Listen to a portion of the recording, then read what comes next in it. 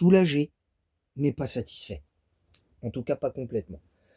Bonjour à tous, j'espère que vous allez bien. Bienvenue dans cette nouvelle vidéo, une nouvelle vidéo débrief du match de barrage de 16e de finale entre Monaco et le Paris Saint-Germain. Victoire 3-2 du Paris Saint-Germain au bout du suspense, au terme d'un un scénario fou, on peut le dire. Un scénario fou, mais avec des interrogations, que ce soit du côté monégasque ou du côté du Paris Saint-Germain, et qu'il va falloir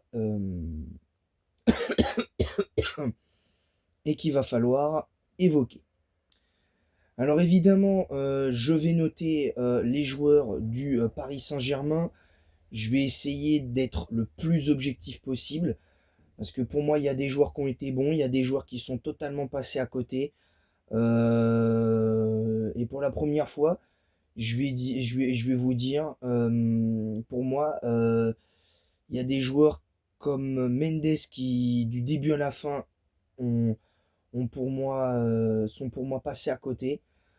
Euh, et, euh, et le seul joueur côté monégasque qui a été bon, c'est Balogun.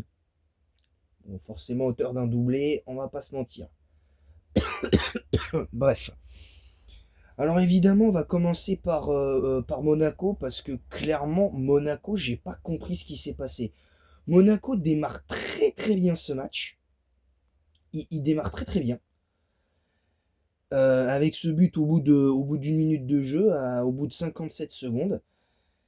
Et, et force est de constater que après, il aura fallu comme 17 minutes pour mettre un deuxième but. Et encore, parce que même comme ça, je trouve que le Paris Saint-Germain avait repris plus ou moins le contrôle pour essayer d'égaliser un partout.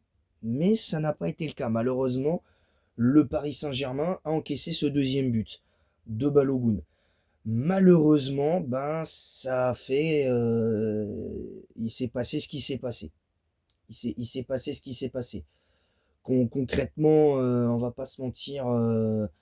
Voilà. Alors je précise que comme Dembélé est sorti au bout de à peine 25 minutes de jeu, Dembélé ne sera pas noté, hein, sur ce match. Donc ça va être très clair. Alors là, il y a les notes des joueurs de Monaco et concrètement, franchement, tous les joueurs ont pratiquement été zéro, hein, par Balogun.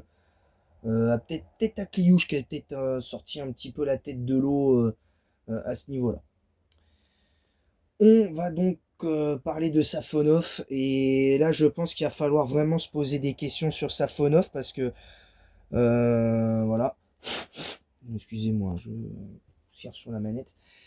Donc du coup, va falloir se poser la question sur Safonov, mais avant de partir sur le match globalement du PSG et de noter les joueurs du PSG, attention, vraiment attention. Je disais donc, Monaco, après le deuxième but, je disais donc, parce que après le doublé de Balogun, qu'est-ce qui s'est passé pour Monaco? Qu'est-ce qui s'est passé? Qu'est-ce qui s'est passé? Pourquoi Monaco s'est arrêté de jouer? Pourquoi Monaco s'est arrêté de jouer à 2-0?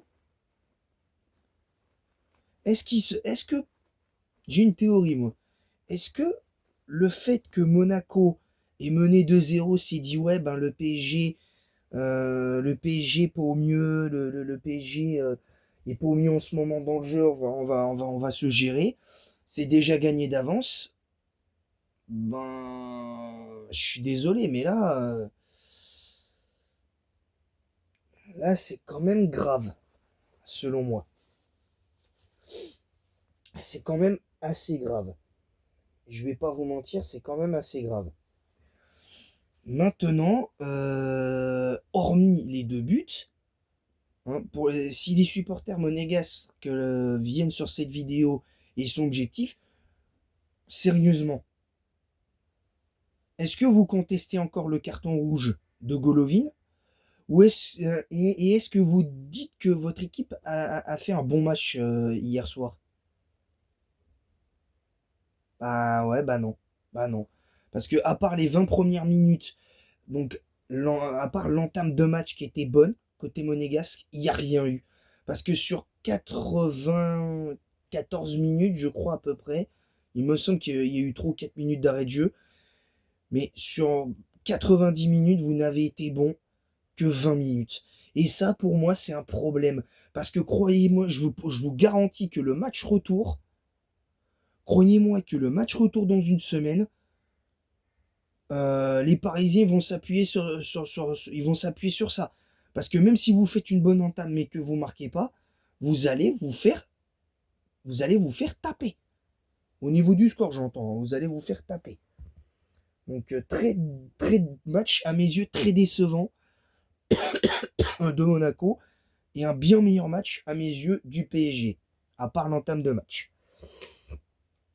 Euh, donc clairement, le PSG, hormis l'entame de match, compliqué. Et pour revenir et c'est un peu lié à l'entame de match du Paris Saint-Germain, c'est que pourquoi les joueurs de Monaco se sont gérés comme ça. Et j'ai vu l'attitude de l'entraîneur monégasque, on avait l'impression indirectement qu'il disait à ses joueurs de calmer le jeu. Bah non, en fait. Tu sais que l'équipe en face, c'est les champions d'Europe en titre. T'as l'occasion de les enfoncer, de les mettre plus bactères au niveau du score. Et tu le fais pas. Et tu le fais pas. Entre parenthèses, aussi, pour tous les monégasques qui contestent l'action où soi-disant il y a une main de Marquinhos, je vous invite à vous acheter des lunettes. Je vous le dis honnêtement, parce que j'ai revu les images, il y a effectivement main, mais au moment où la balle touche la main, le bras, il est comme ça. Il est très légèrement collé au corps. Donc comment vous pouvez oser dire qu'il y a pénalty là-dessus? Alors, entendons-nous bien, je dis pas que le pénalty ne peut pas être sifflé. Parce que pour moi, ça aurait pas été scandaleux. Avec un bras comme ça, à peu près comme je suis, bah, je suis désolé. Oui, ça peut se siffler. Ça peut se siffler, comme ça ne peut pas se siffler. Donc, que les monégasques arrêtent de crier au scandale. Je vous le dis. Qu'ils arrêtent de crier au scandale. Bref. Euh, Et puis le carton rouge que vous estimez sévère, alors que l'arbitre est allé voir la VAR et pour moi il a pris la bonne décision, c'est que je suis désolé, mais comment, même il veut essayer de protéger son ballon, Golovin, il met ses crampons sur le bas du genou de Vitinha et le crampon il glisse sur le tibia presque en lui enlevant la chaussette. Il aurait pu non seulement lui péter le tibia, mais il aurait pu briser la carrière de Vitinha s'il avait été plus violent. Alors heureusement, c'est sans conséquence derrière parce qu'effectivement Vitinha derrière après il revient bien dans le match, il fait une bonne deuxième mi-temps, une excellente deuxième mi-temps d'ailleurs de Vitinha. Bah n'empêche que au final, voilà, c'est quand même. Enfin, après, il a pu gambader comme un lapin, il a eu des occasions et tout, voilà. Mais je suis désolé, au bout d'un moment, stop, les gars. Stop. Stop. Arrêtez de. Faut arrêter que certains supporters, que ce soit parisiens, monégasques ou marseillais, lyonnais ou je ne sais quoi, arrêtez cette non-objectivité. Moi, je suis pas en train de dire que je suis objectif hein, sur ce débrief. Bien au contraire. Mais à un moment donné, je sais analyser ce que je vois à l'écran et je peux vous garantir que pour moi, le carton rouge de Golovin est mérité et que du coup, à cause de ça, ça leur coûte la victoire. Et que pour moi, le tournant du match, c'est ce rouge. Parce que je suis pas sûr que le PSG gagne marque ce but en étant à 11 contre 11. J'en suis pas sûr. C'est aussi simple que ça. Donc voilà, donc maintenant j'en ai fini. On va noter les joueurs et on va commencer, parce que je suis en même temps sur un sur un autre site pour vérifier les notes. Et franchement, les notes là, sérieusement, faut qu'on m'explique, hein.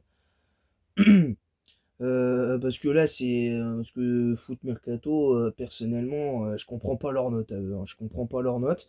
Safonov 5. Alors oui, certes, il a très bien démarré, puis après très mal démarré, pardon, et derrière, il fait que dalle. Derrière, il fait que dalle. Mais je suis désolé, pour moi, c'est pas 5 pour Safonov. 0/20, enfin 0/10 pour Safonov. Pour moi, Safonov a été 0. Parce que sur le premier but, il peut rien faire. Parce que, certes, sur le premier but, il peut rien faire. Mais sur la frappe de Balogun sur le but à la 18, sur le but à la 18e, il doit, il doit avoir la, il doit mieux anticiper. Il doit mieux anticiper, le bonhomme. Il doit mieux anticiper. Faut quand même le dire. Il doit mieux anticiper. Donc pour moi, c'est 0 pour Safonov. Alors je vais pas lui tirer dessus au gars, parce que il a fait d'excellents matchs ces derniers temps. Alors même si là, il s'est complètement loupé face à Rennes. Et là, il fait un mauvais match encore contre, contre, contre Monaco. Et je pense que là, du coup, moi, quand un joueur fait 2 mauvais matchs de suite, pour moi, il doit être sur le banc au prochain match. Moi, je pense que Lucas Chevalier devrait retrouver une place de titulaire pour le prochain match de championnat ce week-end. Et j'espère qu'il sera titulaire. Parce que pourquoi prendre un gardien comme Lucas Chevalier, qui était excellent à Lille, et de le foutre sur le banc? Je vois pas l'intérêt. Je vous le dis honnêtement. Bref. Moi, je vous le dis honnêtement, Safonov 0. Hakimi 5/10, 5,5/10, je suis pas d'accord avec cette note. Tout simplement parce que clairement, Hakimi, la première mi-temps, c'est 0. Il a été cataclysmique en première mi-temps, Achraf Hakimi. Et la deuxième mi-temps, c'est un 7 ou 8/10. Clairement. Ça peut être ça peut être entre 6 et 7/10. Mais moi, je vais lui mettre 7/10 à Hakimi parce que la deuxième mi-temps qu'il a faite, elle est exceptionnelle pour moi. Elle est exceptionnelle. Enfin, pas loin d'être exceptionnelle. Donc pour moi, c'est 7/10 pour Hakimi en deuxième mi-temps. Voilà, tout simplement. Marquinhos 3/10, je trouve que c'est un peu dur parce que oui, il est monté haut sur le premier but. Mais le problème, c'est que quand ça dit, il ne parvient pas à contenir l'appel de Balogun pour qui va sur le deuxième but. Mais vous voulez qu'il fasse quoi, Marquinhos, en fait? Vous voulez qu'il fasse quoi? Parce que sur l'action du deuxième but, où il y a la passe d'Akliouche et tout ça, je suis désolé, Marquinhos, il n'est pas aidé par ses milieux de terrain. Parce que Vitinha ne vient pas aider Marquinhos sur l'action du but. Vitinha ne vient pas aider. Et surtout, aussi, je suis désolé, mais que fait Pacho?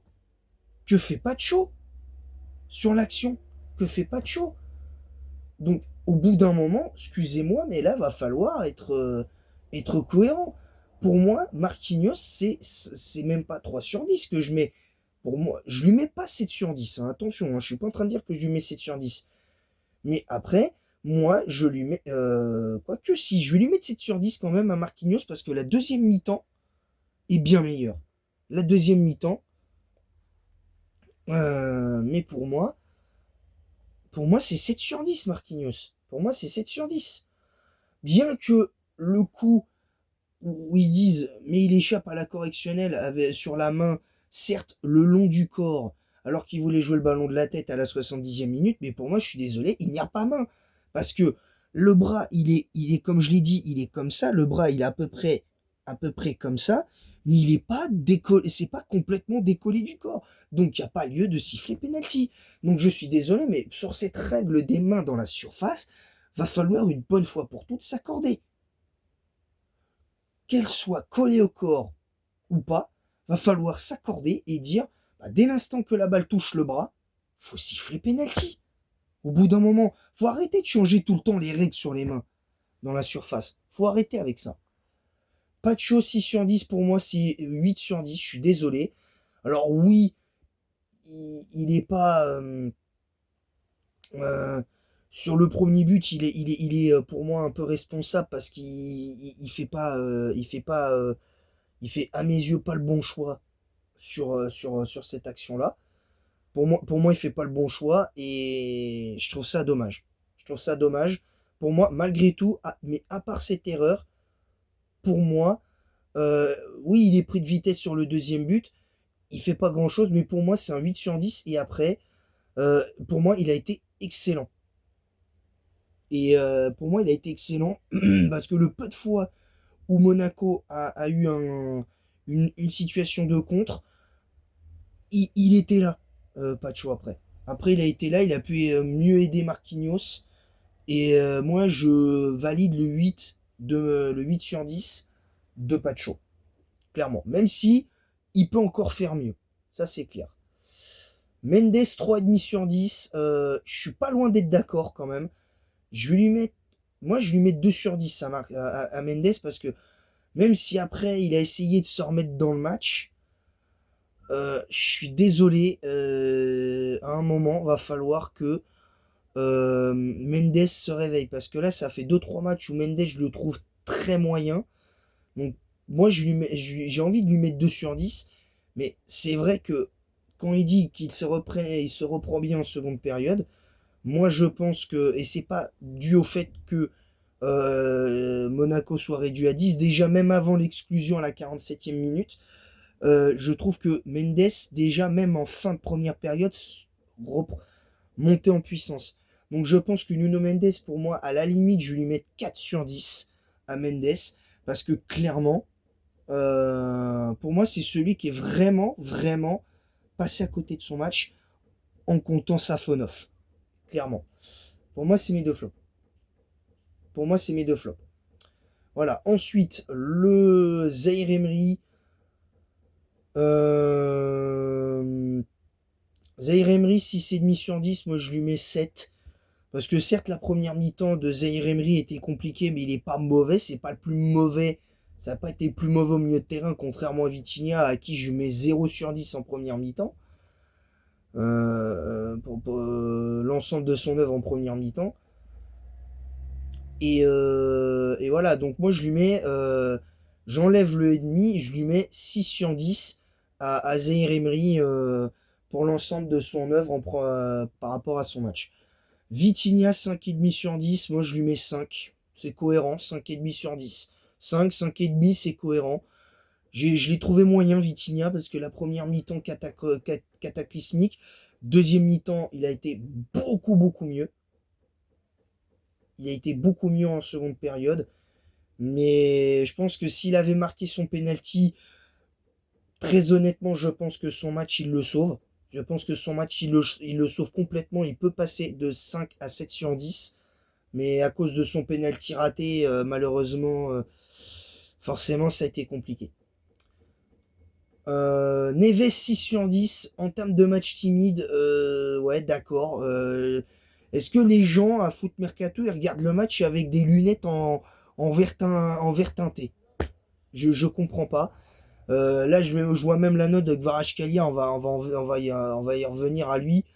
Neves, pour moi, c'est 8 sur 10, voire même 9, parce que clairement, il a été exceptionnel, Neves, aujourd'hui. Alors, oui, dans les duels, ça a été un peu compliqué en première mi-temps, mais je trouve que pour moi, allez, je vais être gentil, je vais mettre 8 sur 10, parce que clairement, je suis désolé, il a fait un super match, Neves. Clairement, Kvaratskhelia, c'est pareil, 8 sur 10 pour moi, il a été très bon. Même si bon, il aurait pu mieux faire. Il aurait pu mieux faire, mais pour moi, il a été bon. Pour moi, il a été bon. Voilà, tout simplement. Et très bonne entrée de Désiré Doué et Kangin. Donc d'ailleurs, moi je mets 10 sur 10 à Désiré Doué parce que son entrée, euh, deux buts, voilà, tout simplement. On pourrait presque parler de passe décisive sur sa frappe pour le but d'Hakimi, euh, pour le but du 2 partout. Donc, vraiment, moi je lui mets 10 rien qu'à cause de ça. Tout simplement. Barcola, moi je lui mets 7 parce que Je trouve que c'est un peu sévère parce que oui, il a fait du bien. Pour moi, il a été très bon sur son côté gauche. Mais après, c'est vrai que la finition, encore une fois, elle est pas bonne. Mais je trouve que malgré tout, il fait un bon match, Barcola. Pour moi, il fait un bon match.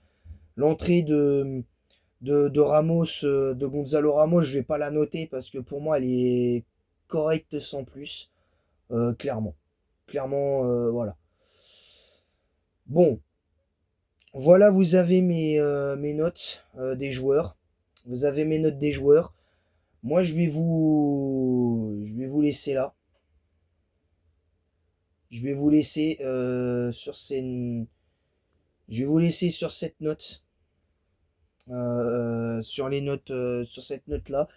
Moi, personnellement, euh, c'est complet. Je vais même dire que quelque part, le vrai homme du match, c'est Luis Enrique. Et je vais vous dire, Luis Enrique, c'est 10 sur 10. Parce que même s'il n'était pas complètement satisfait du match, et ça s'est vu, à mon avis, malgré le 2-2 et la réaction, très belle réaction du PSG en fin de première mi-temps, quasiment en milieu de première période, je trouve malgré tout qu'il était pas, je le voyais agacé, je le sentais, ça bouillonnait en lui, ça s'est vu, ça s'est vu qu'il bouillonnait, euh, ça s'est vu qu'il bouillonnait, ça s'est vu clairement, ça s'est vu clairement.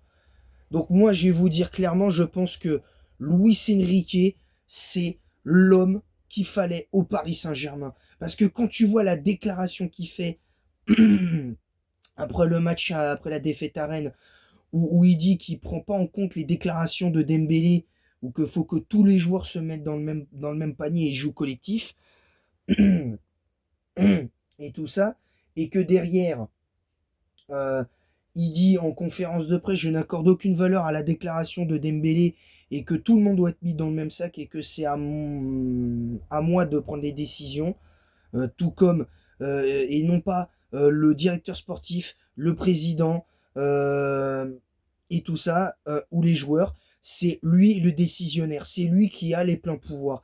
Et ça prouve que grâce à ça, avec un entraîneur qui a les pleins pouvoirs à ce niveau-là, je trouve que c'est exceptionnel de voir un coach qui, bon, même quand ça va pas, le fait qu'ils disent que les matchs sont bons, je trouve que des fois il en fait un petit peu trop quand même. Mais là, je trouve que Luis Enrique, pour moi j'applaudis dès demain. Ouais, j'applaudis dès demain Luis Enrique. Voilà, sur ce, je vous laisse. Je vous dis à très bientôt pour un nouveau débrief. Bah d'ailleurs, je ferai le débrief du match. Euh, non, il n'y a pas de débrief prévu pour jeudi. Parce que je me suis dit, j'aurais pu faire exceptionnellement une vidéo jeudi, mais il n'y a pas de match intéressant ce soir. Je vais reprendre les débriefs de matchs de Ligue 1 également pour ce week-end avec les matchs du Paris Saint-Germain et de Marseille. Je vais reprendre les débriefs de ces matchs-là. Mais voilà. Voilà, voilà. Sur ce, je vous donne rendez-vous tout à l'heure pour la review de Kolyoko saison 2, épisode 4, 13 et 14, je crois, parce que j'ai fait 9 et 10 et 11 et 12 la dernière fois. Euh, donc, euh, donc voilà, donc je vous donne rendez-vous pour les prochaines reviews. Ah non, je crois que c'est 13 et 14 les prochaines reviews. La prochaine review, c'est 14.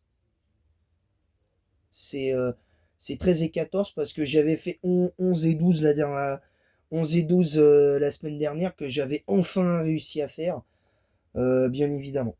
Voilà, voilà. Donc sur ce, je vous laisse et en attendant la prochaine, je vous dis à bientôt pour de nouvelles aventures et encore et toujours, allez Paris.